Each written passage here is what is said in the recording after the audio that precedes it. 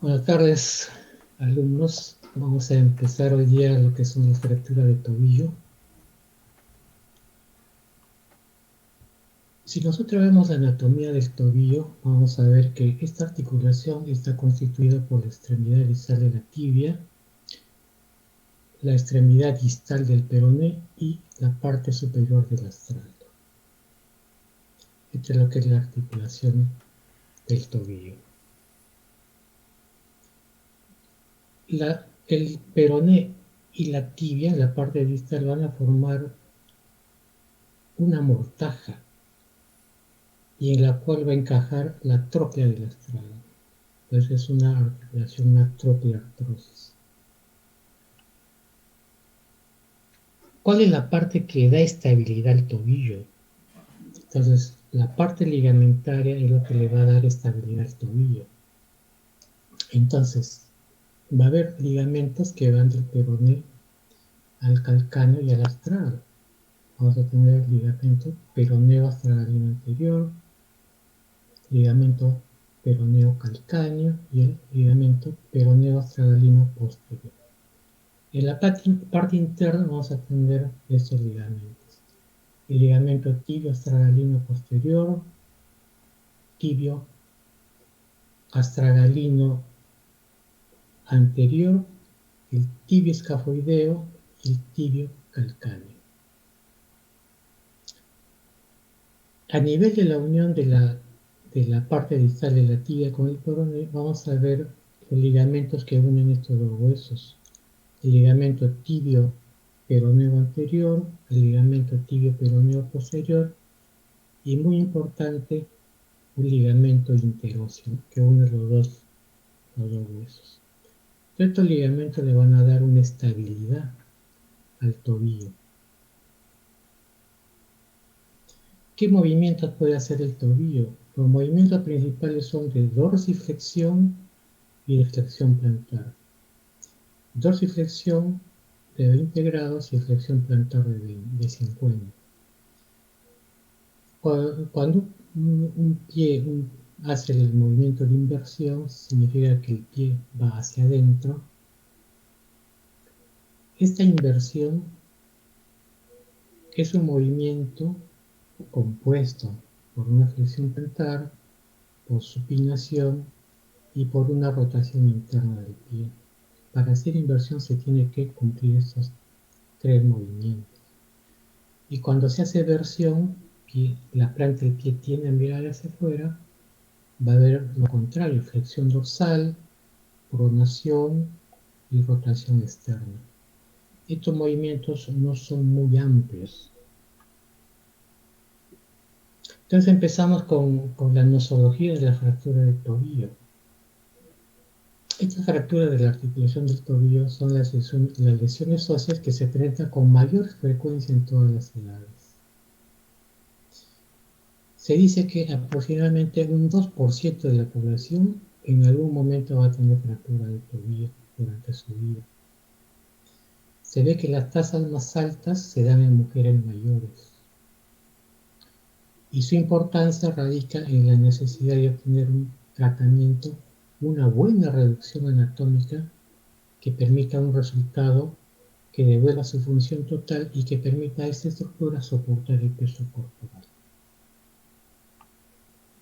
Si nosotros vemos la prevalencia de acuerdo al tipo de fractura de tobillo, vamos a ver que las maleolares, o sea que se fractura un solo maleolo, van a ser 66%. Las bimaleolares, el maleolo externo y el maleolo interno se fracturan 25%, y las trimaleolares, al maleolo externo, al maleolo interno, se suma el maleolo posterior, 7%. ¿Cómo es el mecanismo para provocar estas fracturas? Y hace buen tiempo el doctor Lau Hansen hizo una clasificación. Él veía que había un mecanismo de supinación y un mecanismo de pronación. A este mecanismo de supinación, cuando se añadía una aducción, era diferente que cuando se añadía una rotación externa. Esta aducción va a ser el astrágalo conjuntamente con el pie, que se va hacia adentro, la rotación externa, también el astrágalo, rota hacia afuera. En cambio, la pronación, como ustedes ven, se podía añadir una deducción, quiere decir que el astrágalo tiende a irse hacia afuera, y una rotación externa, ¿no? Hay una rotación hacia afuera. Y él veía que cada tipo daba un tipo especial de fractura, daba patrones diferentes de fractura. Por ejemplo, la de supinación con aducción daban una fractura transversa por debajo de esta sindermosis. Esta sindermosis es lo que vemos acá, ¿no? El ligamento anterior y posterior que unen a la tibia con el peroneo.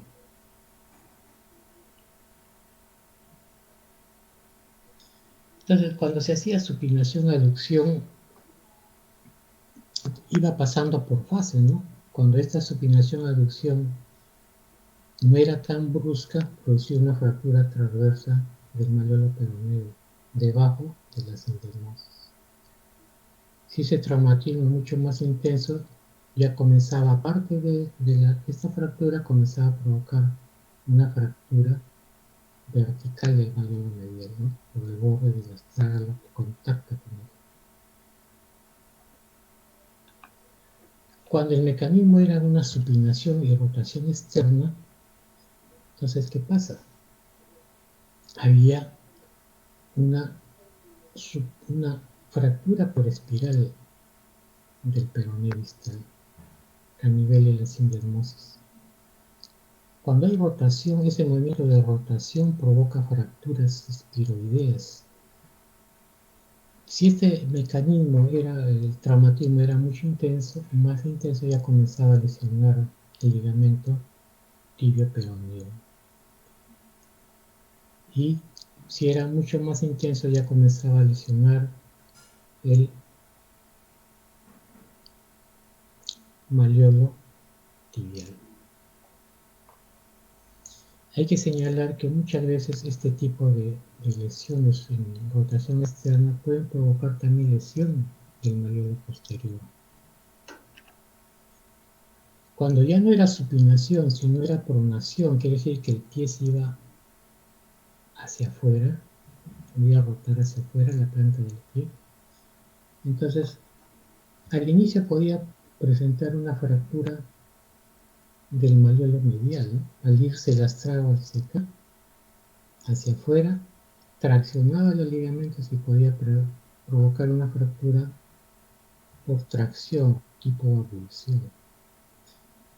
El traumatismo es mucho más intenso, comienza a lesionar el ligamento tibio-peroneo, y si es mucho más intenso, comienza a lesionar toda la sindermosis y se provocaba una fractura a nivel del malleolo peroneo por encima de la sindermosis. Cuando esta pronación se añadía una rotación externa, entonces al inicio se podía provocar una fractura del malleolo tibial. El traumatismo va aumentando en intensidad, va comenzando a romper el ligamento peroneo tibial anterior. Aumenta la intensidad y se comienza a provocar una fractura del peroneo por encima de la sindermosis. Y cuando va aumentando ya se produce una ruptura del ligamento tibio-peroneo posterior, de tal manera que ya se produce una diástasis completa. Cabe indicar que también este tipo de pronación y rotación externa puede provocar una lesión del malleolo posterior. Cuando nosotros a un paciente vemos en emergencia, obviamente le vamos a tomar unas radiografías. ¿Y cómo vemos una radiografía? Tenemos el malleolo tibial, el malleolo peroneo. El peroneo está por detrás de la tibia y tiene una unión fibrosa. Va a haber una superposición de la tibia con el peroneo. y una línea clara, como ustedes ven. Eso lo vamos a ver en la característica radiográfica. Y en una radiografía lateral vamos a ver el malleolo tibial que está por acá y el malleolo peroneo que viene. El astragalus y el calcáneo. ¿Qué proyecciones pedimos? Una antero-posterior, una lateral. Y cuando queremos ver exactamente la mortaja, pedimos una radiografía antero-posterior, pero en 15 grados de rotación interna del pie. Ahí podemos ver toda la mortaja en su integridad. Eso nos sirve, ¿por qué? Porque cuando hay lesiones, esta mortaja se va a abrir.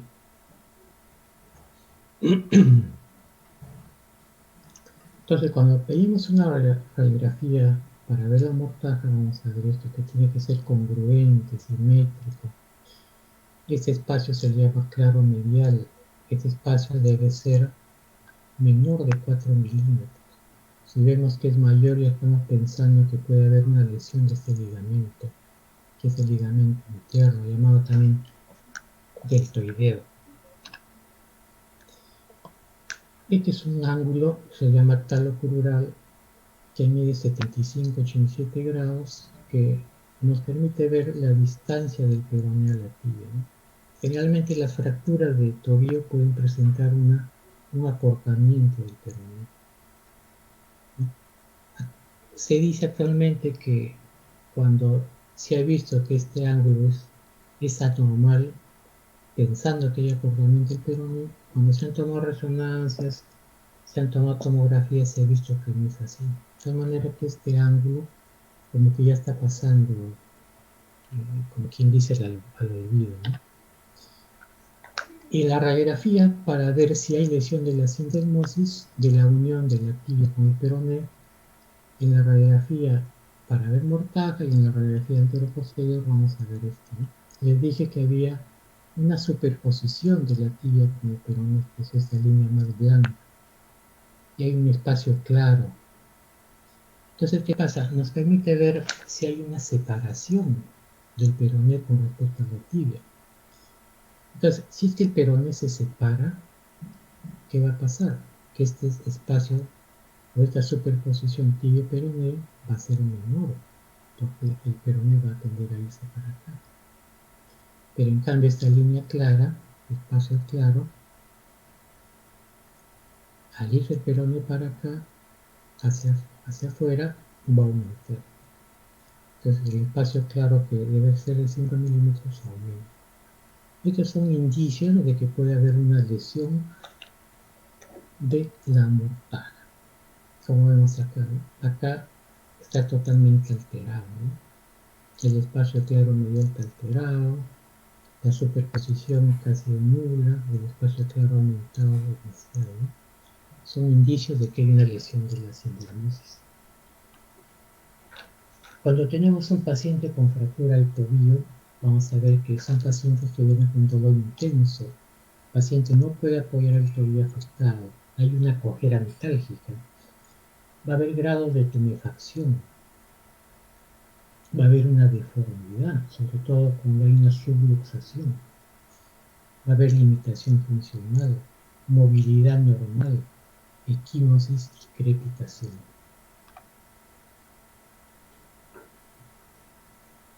Durante mucho tiempo se usaba la clasificación de Lau-Hansen, como le dije antes, que nos decía más o menos cómo es el mecanismo de fractura. Pero ¿qué pasa? De que hay muchos estudios que han visto que esta clasificación de Lau-Hansen muchas veces no ayuda mucho para ver el tipo de tratamiento que vamos a hacer. Y se ha visto en resonancias magnéticas, tomografías, que a veces el mecanismo que él nos daba y nos daba un patrón de fractura, a veces no se cumplía. Entonces se necesitaba una clasificación que sea mucho mejor, que nos sirva para plantear un tratamiento. Entonces surgió la clasificación de Danny Weber. Danny Weber pues, nos hacía una clasificación mucho más simple. Y esa era otra ventaja, de que la clasificación de Lau-Hansen era más compleja, más difícil de aprender. Entonces, No, Danny Weber tomaba como relación al malleolo peroneo y nos decía que había lesiones que lo catalogaba como tipo A, tipo B y tipo C. Y tomaba como referencia que la fractura y dónde está ubicado con relación a la sindesmosis. Entonces nos decía que las fracturas infrasindesmóticas obviamente están debajo de la sindesmosis, las transindesmóticas a nivel de la sindesmosis y la suprasindesmótica, que es la tipo C, por encima de la sindesmosis. El 50% de las transindesmóticas son quirúrgicas, pero en cambio todas las suprasindesmóticas son quirúrgicas. ¿Por qué? Porque viene acompañada de una lesión, en la mayor parte de los casos, de la sindesmosis. Y al romperse la sindesmosis nos va a dar una inestabilidad. Y dentro de estas fracturas hay un epónimo que es de la fractura de Mason-New, que es una fractura que se rompe la sindesmosis, pero que la fractura del malleolo peroneo está ubicado bien proximal, cerca al cuello y a la cabeza del peroneo. Si nosotros queremos transpolar las fracturas de Lau-Hansen con las de Weber, mecanismo por un lado y sitio donde está ubicada la lesión en el malleolo peroneo, vamos a ver lo siguiente. Que las fracturas por un mecanismo de supinación-aducción generalmente daban fracturas tipo A de Weber, fracturas por debajo de las sindesmosis. Las fracturas que se producían por supinación y rotación externa nos daban fracturas tipo B de Weber a nivel de la sindesmosis. Las fracturas en pronación y rotación externa nos daban una fractura tipo C de Weber, ¿no? Por encima de la sindesmosis con ruptura o diastasis de la sindesmosis. Y muchas veces estas fracturas se acompañaban de fractura del malleolo posterior. Como ven, entonces el mecanismo de pronación y rotación externa nos da las fracturas más complicadas. Las fracturas generalmente cuando van aumentando, por ejemplo A, B, C, también va aumentando su severidad, aumentando el pronóstico. Este será el pronóstico más reservado y esa de mejor pronóstico. Estas fracturas se podrían tratar si no hay otro tipo de lesión con un aparato yeso, en cambio estas son quirúrgicas.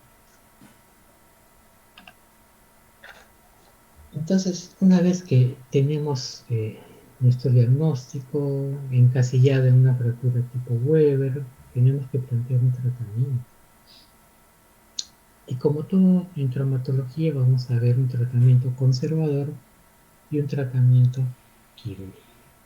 Entonces, ¿en quiénes se realiza un tratamiento conservador, no quirúrgico? En la medida posible, tratar siempre con un tratamiento conservador, hasta donde se pueda. Y ese tratamiento conservador va para las fracturas mínimamente no desplazadas, sobre todo del peroneo, del malleolo peroneo. Fracturas que no son muy desplazadas, sin otro tipo de lesión. O sea, cuando la sindesmosis está bien, no hay fractura del malleolo tibial, entonces podemos hacer un tratamiento conservador. Este tratamiento conservador cerrado, como ven, consigue excelentes resultados, ¿no? Puede aplicarse un yeso corto, una férula funcional durante 4 o 6 semanas y luego va a un periodo de rehabilitación. ¿Y en quiénes se realiza el tratamiento quirúrgico? En las fracturas inestables. Entonces, la lesión que se provoca en estas fracturas inestables va a provocar problemas en los ligamentos, problemas en de diastasis de la sindesmosis. Entonces va a provocar un tobillo inestable. ¿Y en quiénes mayormente se ve esas fracturas inestables? Las fracturas desplazadas del malleolo lateral, acompañado de una subluxación astral.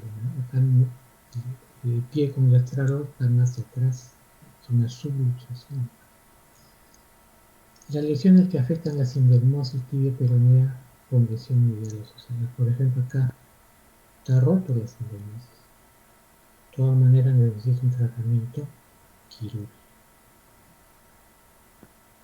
Las fracturas de peroné que se acompañan con lesión del ligamento deltoideo. Fractura del peroné, el espacio claro está aumentado, se supone que hay lesión del ligamento deltoideo.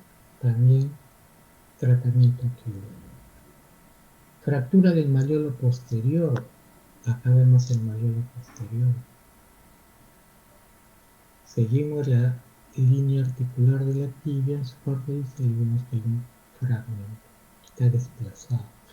Cuando este fragmento tiene un 25% más de la superficie articular, ya se considera quirúrgico. Las luxofracturas, se rompe los ligamentos, necesita tratamiento quirúrgico. Las bimalolares y trimalolares y las fracturas expuestas.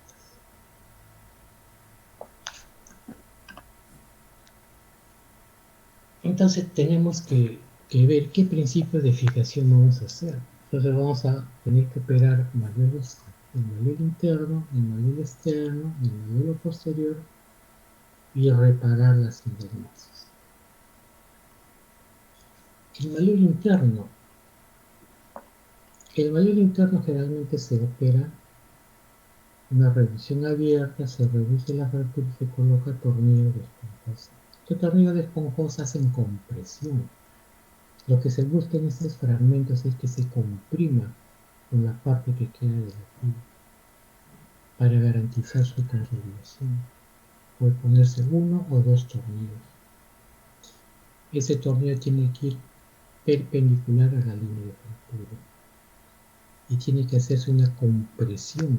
Por eso es que estos tornillos de esponjosa provocan compresión. Pero muchas veces este fragmento es demasiado pequeño. No se puede colocar un tornillo. ¿Por qué? Porque destruye más este fragmento pequeño. Y una alternativa es hacer un oven, que como vimos en el rótulo, sus dos clavos de Kirchner y su lazada de oven.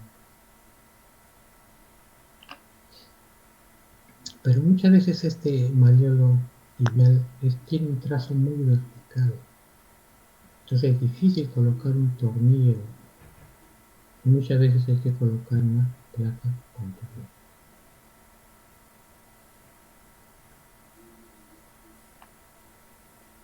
El malleolo externo hay que mantener su longitud. Estas fracturas se tratan con una placa con tornillo. Ese es el tratamiento de elección.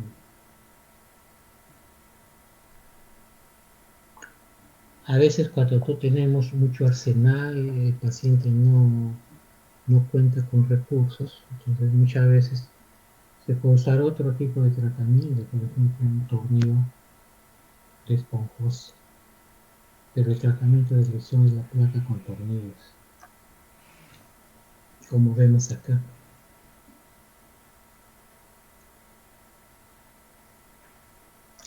El malleolo posterior, por ejemplo, este es un malleolo que tiene un defecto, un escalón de más de 2 milímetros, y el porcentaje de esta longitud del malleolo vemos que es más de 25-30%. Entonces en ellos se tiene que hacer también un tratamiento quirúrgico, colocando tornillos, reducir, acomodar y colocar tornillos. Si no hacemos esto, este escalón nos va a dar inestabilidad cuando el paciente tiende a caminar. Y dijimos que también hay que reparar la sindesmosis. Se supone que este tejido que une el peroné y la tibia está roto. Entonces, para hacer que nuevamente se reconstituya ese tejido, tenemos que colocar un tornillo. Pero como el peroné está atrás, se tiene que poner un tornillo en esta angulación, más o menos de 30 grados. Cuando operamos un peroné, el peroneo, a través de la placa podemos poner un tornillo. Hay casos en donde se coloca, pero con uno es suficiente. Acá vemos una fractura, ¿no? En malleolo tibial, malleolo peroneo que está a nivel de la sindenosis es una tipo B de Weber. Tipo B a nivel de la sindenosis. Tipo C por encima de la sindenosis y tipo A por debajo de la sindenosis. Placa con tornillo y su tornillo de esponjas. Como vemos, una parte del malleolo peroneo está en contacto con la tibia, ¿no? Entonces se supone que la sindenosis acá no se ha roto. Cuando reducimos, acomodamos la parte distal del peroneo, entonces ya se reintegra.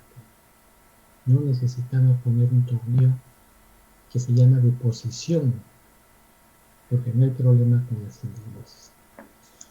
Acá tenemos también una fractura del malleolo tibial, pero de tipo vertical, ¿no? Una fractura del malleolo peroneo también a nivel de la sindenosis. Placa con tornillos y tornillos en la malleolo tibial. Acá tenemos una tipo C, porque la fractura está por encima de la sindenosis. La sindenosis está acá, la fractura está arriba. Estas fracturas, como dijimos, las tipo C, se acompañan de una gran diastasis de peroné con tibia, ¿no? Se abre la sindenosis. Entonces, tratamiento, reducir el peroné, colocar una placa con tornillos y a través de esta placa colocar un tornillo, ¿no? Para unir la tibia con el peroné hasta que fibrose. Pasan 3 semanas que ha terminado de hacerse fibrosis, se retira el tornillo. Esta es una fractura que, como ven, trimaleolar. Trimaleolar también se les denomina fractura trimaleolar de Cotton, que es un epónimo. Entonces, se opera el malleolo peroneo, el malleolo tibial. Cuando se opera el malleolo peroneo, muchas veces este fragmento se reduce, se acomoda. Pero en los casos que ya no se llega a acomodar, ya hay que reducirlo, acomodarlo y pasarle tornillos. Lo normal es pasarle tornillos de adelante hacia atrás. Por ejemplo, la incisión se hace a nivel del centro del peroné. Se abre, se sabe que el peroné está cerca de la piel. Se hace la incisión, se abre, se reduce la fractura y se coloca la placa de tornillos. Acá tenemos una fractura de peroné, pero acompañada de una fractura de posterior, ¿no? Fractura del malleolo posterior. Fractura del malleolo posterior se trata con una placa con tornillos en el peroné y se reduce el malleolo posterior y se coloca una placa. Algunos ponen solo tornillos. En este caso la incisión ya es al costado del tendón de Aquiles. Y aquí vimos una lesión del malleolo tibial, ¿no? En este caso la incisión ya es en la parte interna, una incisión curva, el malleolo tibial también está debajo nomás de la piel, se reduce, se colocan unos clavos provisionales, vemos en la radiografía que está bien, ya se colocan los tornillos.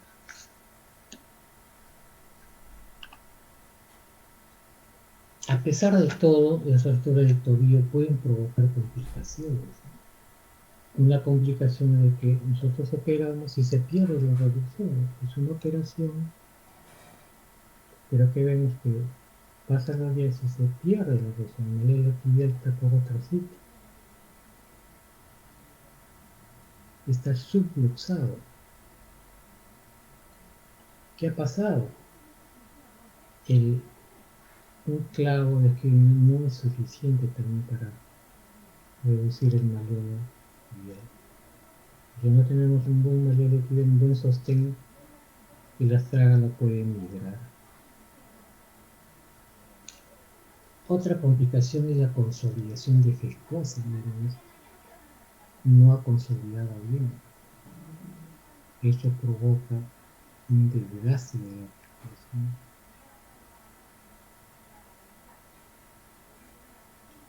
Otra complicación es la pseudoartrosis. Vemos, por ejemplo, que acá el maleolo tibial se nota la línea de fractura, no ha consolidado bien. Puede haber infección, dehiscencia de la herida, necrosis.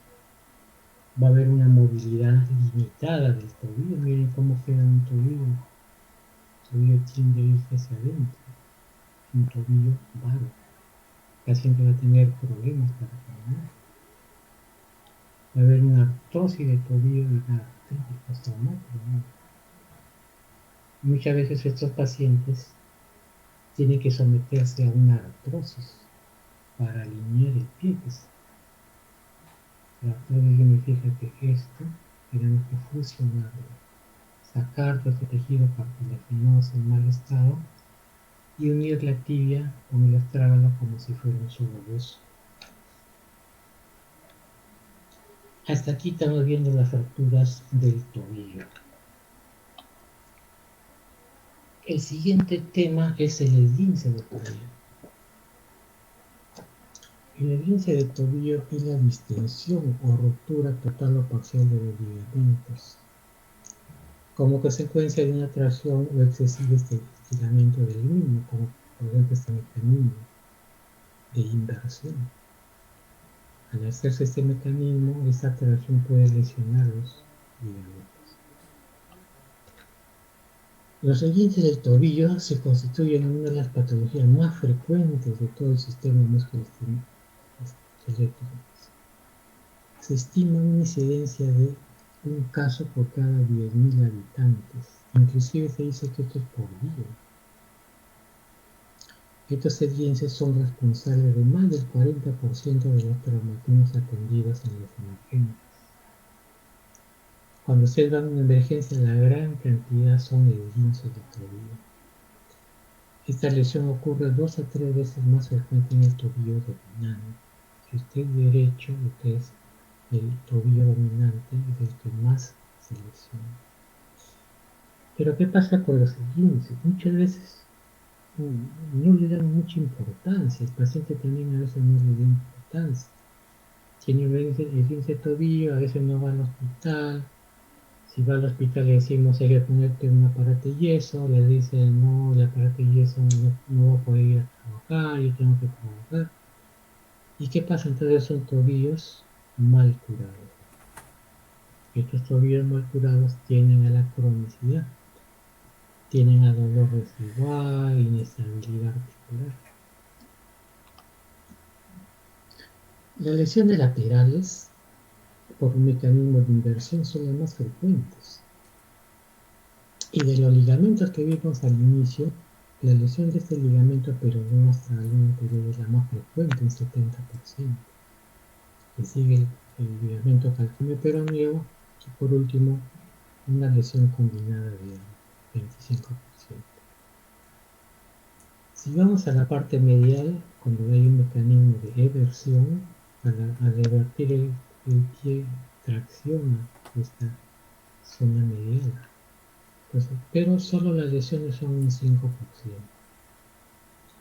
Y las lesiones de la sindesmosis, la unión de la tibia con el peroné, las lesiones son un 10%. Generalmente son por mecanismos de rotación.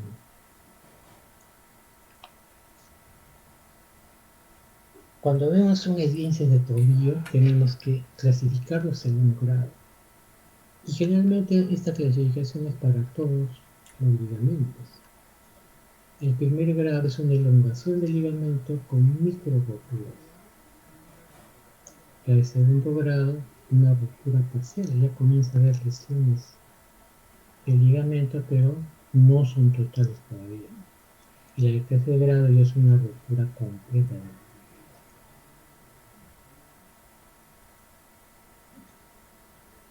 El cuadro clínico, la de grado 1 se caracteriza por dolor moderado, hay una pérdida muy leve de la función articular, el paciente puede movilizar el tobillo, poca inflamación, eh, el dolor hay pero no es mucho y una movilidad normal en el torso. El grado 2, cuando ya hay una ruptura parcial, ahí sí hay un dolor más intenso, hay pérdida de la función, hay una inestabilidad articular, hay una mayor inflamación. Y los esguinces de tercer grado, donde hay ruptura del ligamento, es muy doloroso, gran inestabilidad de la inflamación. Una gran inestabilidad y hay también mayor inflamación. Y muchas veces el paciente tiene que sujetar con su extremidad sana la extremidad lesionada para disminuir su dolor. Como ven, acá se puede mantener la posición para el pie, pero acá no, porque hay ruptura del ligamento. El diagnóstico para evaluar un esguince se basa en la clínica, vemos los signos clínicos y qué exámenes de ayuda diagnóstica nos sirven, las radiografías, pero la radiografía obviamente nos va a permitir ver lesiones del hueso. O sea, una primera acercamiento es que con esta radiografía vamos a ver si hay una lesión del hueso. Pero si no hay lesión del hueso, no nos va a permitir ver lesiones ligamentarias. A no ser que nosotros hagamos una inversión del pie y tomemos una placa y vemos cómo la estrada está inclinada, ¿no? Pero actualmente ya no se hace eso. La ecografía permite valorar si la indemnidad es libre. Pero ¿qué pasa? Las ecografías tienen que ver mucho con quién lo hace.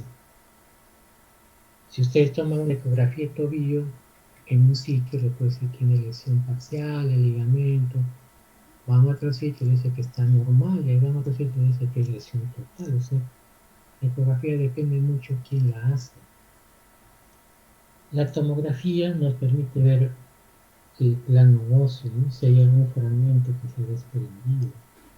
Muchas veces la torcedura, el esguince grave, con mucha tensión, el ligamento de tracción ahí puede romper un pedazo de hueso, que a veces no se ve en la radiografía. Ahí no sirve la tomografía, como ven acá. Acá no se ve muy bien, pero acá sí se ve ya una abertura. Para eso no sirve la tomografía. Y la resonancia magnética nuclear sí nos permite ver bien las estructuras. Por ejemplo, este es el tobillo sano y este es el tobillo afectado. Esta es la unión tibio-peroneo. Vemos que la sindromosis está bien y acá está bien. Ahí no sirve mucho esta resonancia. Pero obviamente la resonancia no es un examen que lo tengamos a la mano siempre. Pero siempre cuando hablamos de esguince de tobillo, viene lo que son las reglas de Ottawa. Y eso lo van a ver mucho en la bibliografía, ¿no? Cuando se toma esta radiografía anteroposterior, lateral de mortaja. ¿Para qué nos sirve ese estudio de imagen de la regla de Ottawa? Se dice no pedir radiografías por gusto. Entonces, según Ottawa, según nuestra regla, pedimos a quienes, a los que tengan un dolor intenso, a los que tengan mayores o igual a 55 años, a los pacientes que no pueden caminar bien, no pueden dar 4 pasos, los que tienen un dolor óseo, nosotros palpamos los 6 centímetros distales de los dos malleolos, pero no en el pie no va a provocar dolor. Palpamos la base del quinto metatarsiano, que atiende.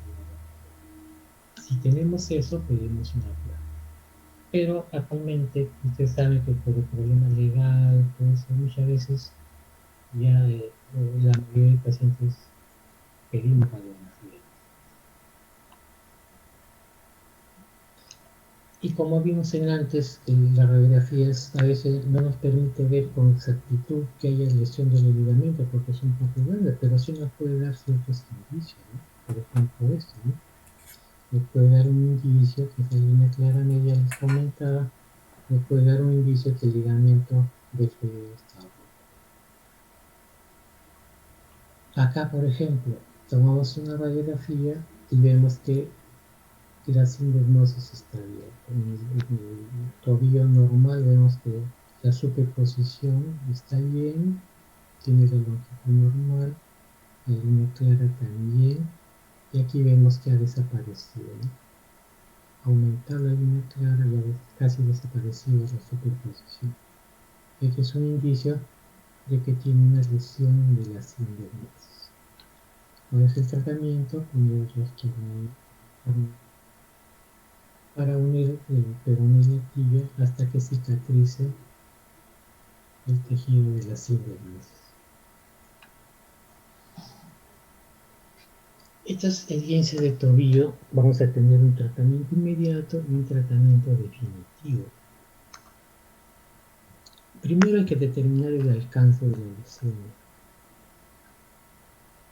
Hay pacientes que el tratamiento inmediato va a ser aplicar hielo, ¿no? Tratar de desinflamar la zona. Tener cuidado siempre con la aplicación del hielo que no debe estar en contacto con la piel. Hacer un vendaje y elevar el miembro. En todos los tobillos hay que hacer esto. Pero tenemos que ver también qué tratamiento lo vamos a hacer posteriormente. En el grado 1, medicación antiinflamatoria, colocar hielo, se sigue con hielo, una inmovilización durante 3 y 4 días con una posterior recuperación funcional. Acá todavía no se coloca yeso, férula de yeso. El grado 2, ahí sí se va a necesitar una inmovilización que se mantenga 1 o 2 semanas. Puede ser con yeso, ¿no? Y este yeso nos permite de cierta manera que el paciente pueda hacer el poco. Después de esto pasamos a una terapia. El grado 3, cuando ya hay lesión ligamentaria. Entonces, siempre como les digo, en traumatología que tiene que sopesar. No es un tratamiento que se va a dar a todos los pacientes. Tenemos que ver en quiénes hacemos un tratamiento quirúrgico, en quiénes hacemos un tratamiento conservador. Entonces, si es un paciente que tiene ruptura de sus ligamentos, es deportista, menor de 40 años, tiene mucha actividad física por su trabajo, es deportista, entonces en ellos sí está indicada una corrección quirúrgica. Pero si es un paciente mayor, no deportista, con poca práctica deportiva, baja demanda funcional, se prefiere un tratamiento conservador. Colocación de yeso 3 a 4 semanas y luego la fisioterapia.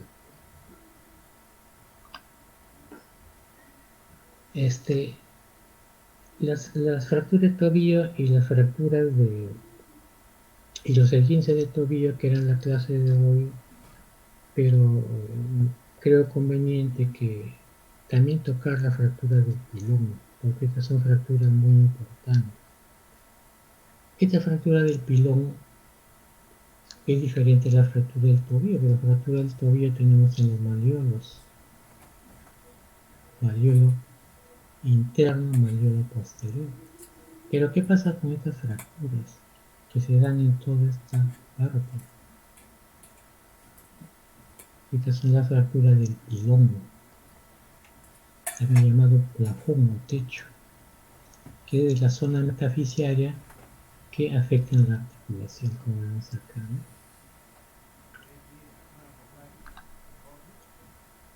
Como le digo, el plafón tibial, ¿no? Se dice que su límite es desde la superficie articular hasta 8 centímetros.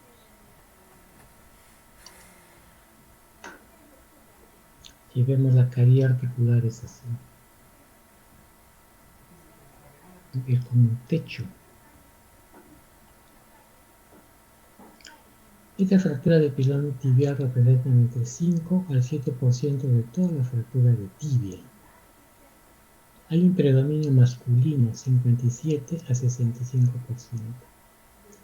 Y se ha visto también una distribución bimodal, con picos entre los 25 años y otros a los 50 años.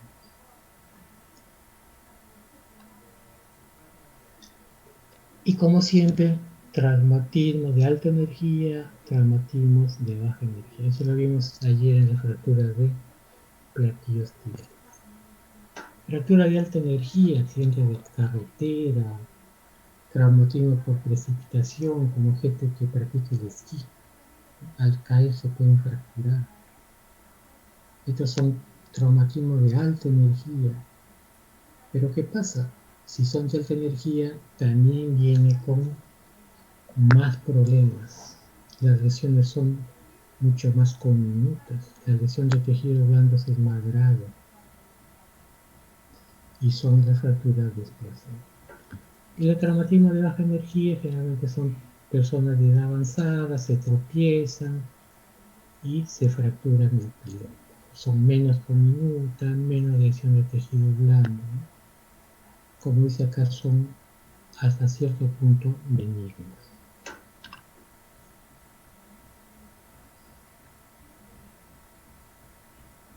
Hay una clasificación desde Albower, que es la que más se usa, ¿no?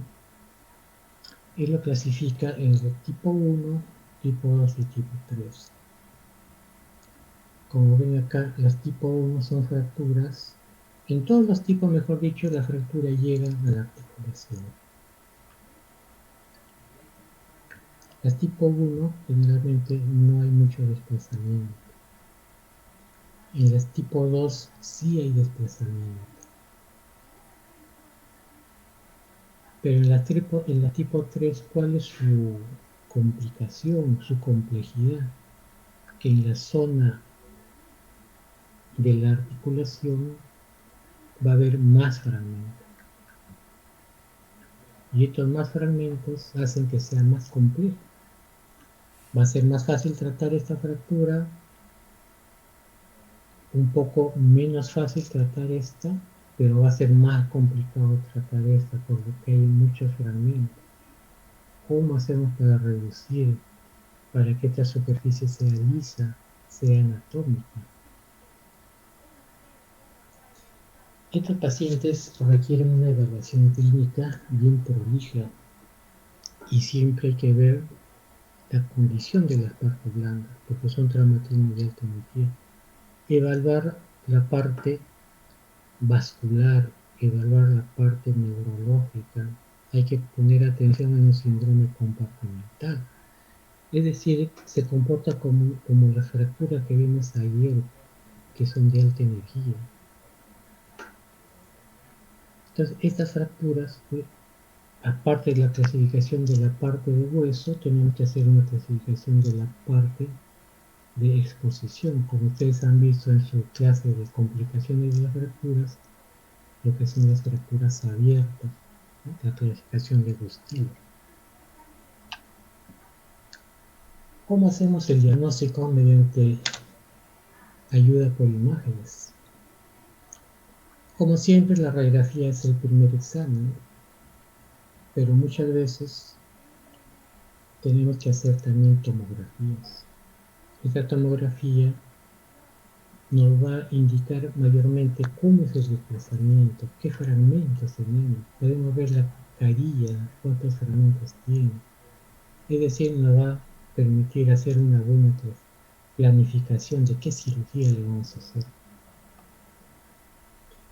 Entonces, ¿habrá tratamiento conservador? Y la respuesta es sí. ¿En quiénes se hace un tratamiento conservador? En fracturas que no tienen mucho desplazamiento. Estas fracturas se puede hacer un tratamiento conservador. Si alguien quiere operar estas fracturas, ¿qué pasa? Que esta zona son fracturas que están debajo de la piel, su circulación no es muy buena, entonces A veces, por no querer hacer un tratamiento conservador, se hace un tratamiento quirúrgico y a veces es un desastre. Se infecta la piel, eh, la placa se comienza a esposarse.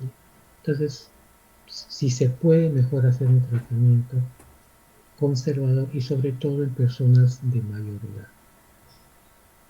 ¿Cómo hacemos? Colocamos un aparato de yeso. En estos casos, prohibido apoyar el peso, ¿no? No podemos hacer que este paciente camine, por lo menos 4 o 6 semanas. Luego de eso, retiramos el yeso y pasamos una fisioterapia. Vamos tomando radiografía de control. Cuando ya vemos una mejor consolidación, ya podemos hacer que apoye el peso.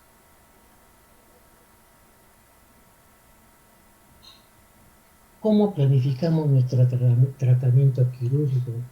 Como en toda fractura, hay que hacer ver que el tratamiento no es diferente para cada paciente. Cada paciente tiene una fractura diferente. Entonces, el tratamiento para cada paciente va a depender de la configuración de la fractura. Importante, cómo están las partes blandas. A veces mucho depende de las partes blandas. Si hay mucha lesión de partes blandas, a veces no se puede hacer un tratamiento inicial rápido. ¿Y cuáles van a ser nuestros objetivos? ¿Qué queremos con esta fractura? Uno,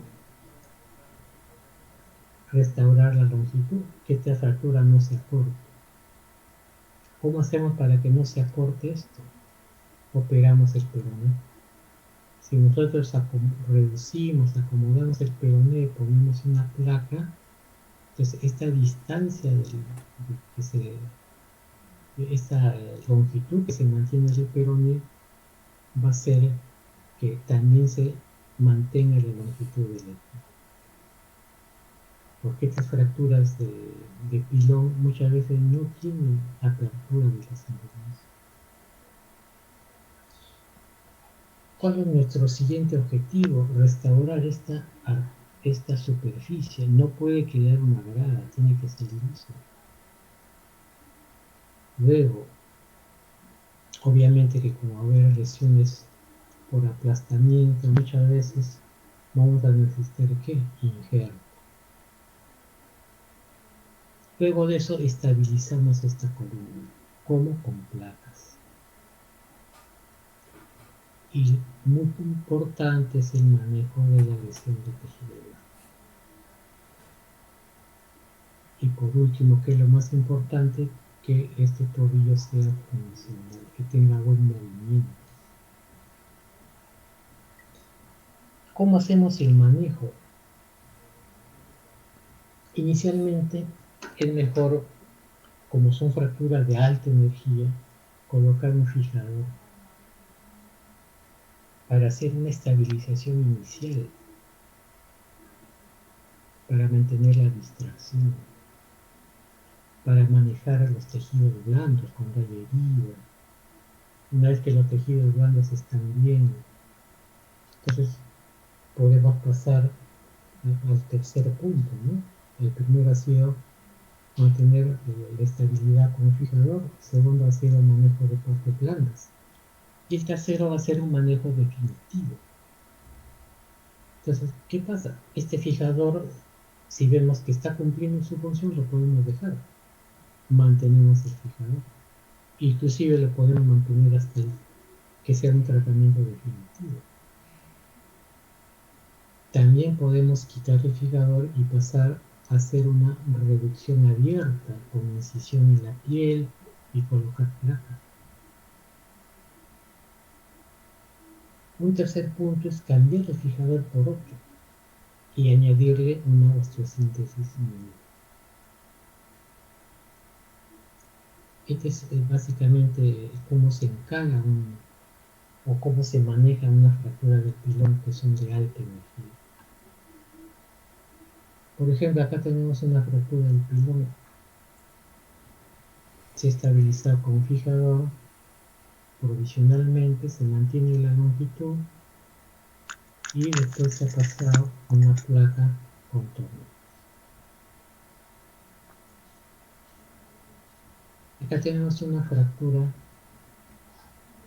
del pilón, pero ¿cuál es su problema? Que tiene un defecto. Se opera el peroné para mantener, y este espacio que queda hay que colocar injerto.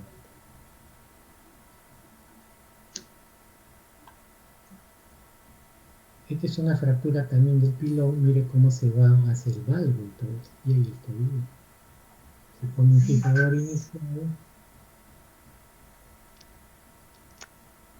y aparentemente este ha sido todo su tratamiento, solo con fijador, no se ha tenido que retirar. Tiene una buena consolidación y una buena movilidad, que es lo mejor.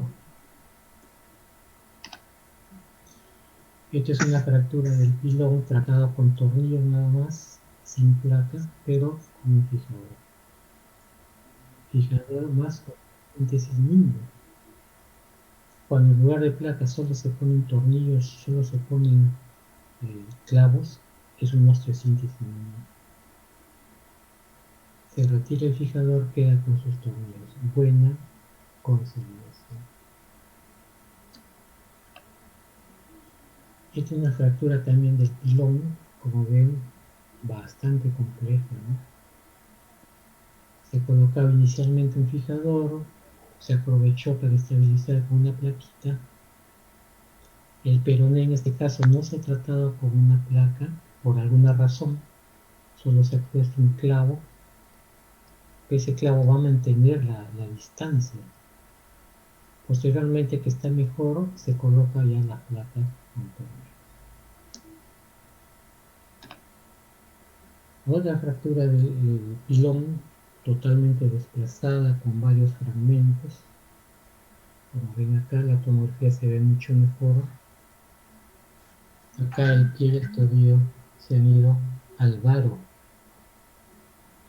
Acá ya se ha hecho un tratamiento primario, ya no sin fijador, sino con placas y tornillos. Una muy buena evolución.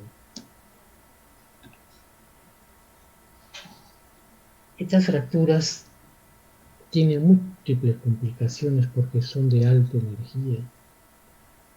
Entonces, muchas veces los pacientes al final terminan con dolor crónico, terminan con artrosis, terminan con rigideces articulares. Estas secuelas son producto ¿de qué? De complicaciones del mismo tratamiento, ¿no? Ruptura de la placa. Se rompe la placa y se da una pseudoartrosis. No hay unión. Acá vemos una fractura que se ha tratado con solo tornillos.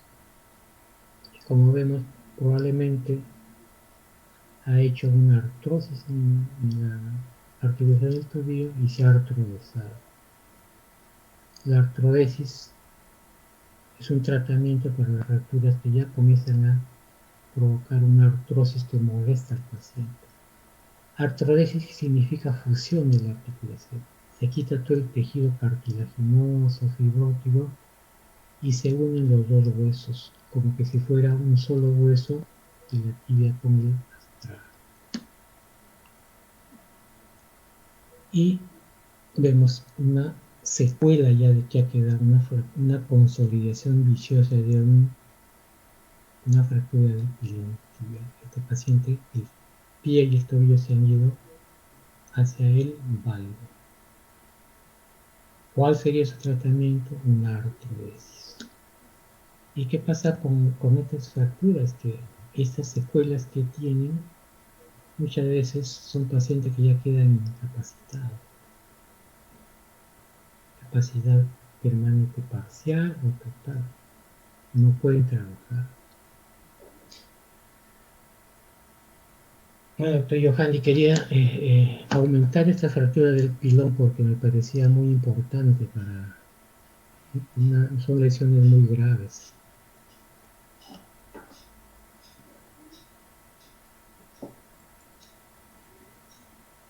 ¿Alguna pregunta que tengan algunos?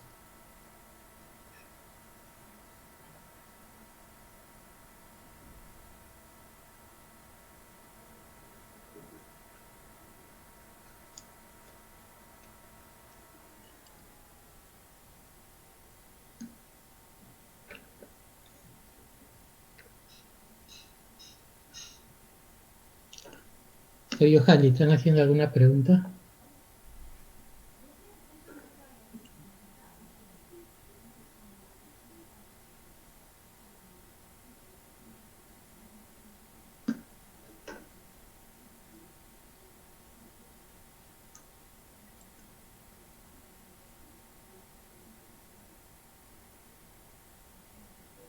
Doctor, buenos días. Me ¿Llegada? gustaría preguntarle si nos puede pasar las diapositivas de la clase. Ya, no hay problema. ¿La de ahora o la de ayer también? Las dos, las de ayer y las de ahora, por favor. Ya.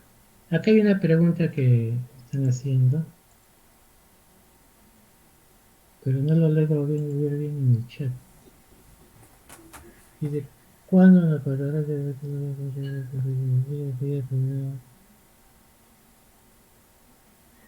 Lo que pasa es que las fracturas, como dije, las fracturas cuando parte del tratamiento, este, con la fractura del peroné logramos longitud.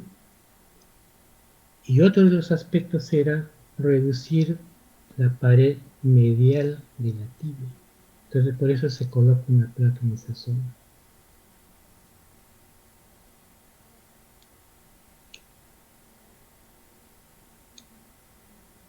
¿Alguna otra pregunta?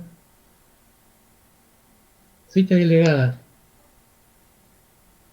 ¿Me escucha? Sí, doctor. Doctor, una Quisiera hacerle... preguntita. Dígame. ¿Por qué no se podría poner un clavo endomedular también como No, en lo el que pasa es que fémur? estas fracturas son muy distales. Entonces, los clavos endomedulares se utilizan más para fracturas eh, tercio medio, tercio proximal. En el tercio distal también se puede usar, pero usted sabe que esa conminución del pilón no permite que uno pueda colocar un clavo porque no hay dónde Ujú. colocar los tornillos que son bloqueados. Por eso es que no se puede. Mayormente se tiene que usar placas y hay que tener mucho cuidado con los tejidos blandos. Lo que sí quería hacer una aclaración es de que, por ejemplo, quedé muy intrigado con una pregunta que me hicieron ayer sobre las patilectomías, ¿no? Entonces, las patilectomías, yo le dije que había una prótesis. Esa prótesis solo se utiliza, prótesis de rótula, para las artroplastías totales de rodilla. En las patilectomías en fracturas comminutas de rótula no se ha indicado ningún tipo de prótesis. Y entonces yo decía, pero los pacientes jóvenes, una atleta que se fractura en 1000 pedazos la rótula, ¿cómo queda? Y prácticamente no hay otro tratamiento, lo que hay solamente son plastillas. Muchas veces para mejorar su función, a veces el tenor rotuliano, no hay que hacer una plastía, es subirlo, tu velocidad anterorelativa donde está insertado el tendón, llevarlo más arriba para que todo el aparato tensor tenga una mayor longitud y pueda hacer una mejor función. Pero hasta ahí queda la fractura de rótula con gran conmoción. No hay otro tratamiento hasta ahora. Bueno, si no hay preguntas, Una cosa, entonces dígame. ¿se puede poner en lo que es la parte del fractura peroneal una placa posterior? Generalmente, actualmente el malleolo posterior más se está utilizando las placas a nivel posterior, pero en este caso, como le vamos a dar estabilidad a la parte también medial de la tibia, es mejor ponerlo en la parte lateral. Pero si hay una fractura de tobillo, actualmente se está poniendo más en la parte posterior del peroné. ¿Cómo hacemos para que le pase las clases? ¿Lo paso con el doctor Johanny para que lo publique?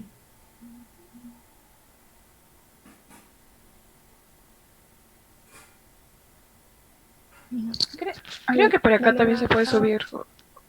Si no, que alguien le brinde su correo para que el doctor se lo pase directamente, para que no sea muy largo. Esta delegada, de repente usted me pasa su número y a su WhatsApp le manda. Sí, pásale ahorita acá por para que el doctor pueda ya anotarlo. Yo le paso mi número, porque creo que no hay delegado, ¿no? Acá. Xiomara es la administradora del grupo. Mejor que Xiomara Le le... escribo, Xiomara, le pongo tu número. Porque la vez pasada el doctor Johanny me pidió la clase y él lo subió Sí, ya, yo le voy a dar el número de Xiomara y ella mejor le pasa porque ella es la administradora del grupo de WhatsApp. Ya. Doctor, de todas maneras ya se lo puse por aquí por el chat.